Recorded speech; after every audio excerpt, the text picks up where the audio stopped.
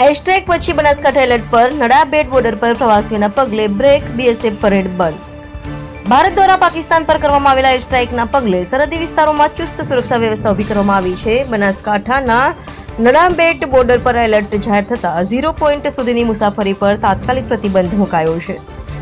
પ્રવાસીઓ હવે માત્ર નડાબેટના ટુરિઝમ પ્રદર્શની વિસ્તાર સુધી જ જઈ શકશે। દેશના રખેવાળોએ ચોક્કસ પેટ્રોલિંગ શરૂ કરી દીધું છે અને બીએસએફ દ્વારા દરરોજની થતી પરેડ પણ શનિવારથી રદ કરી દેવામાં આવી છે।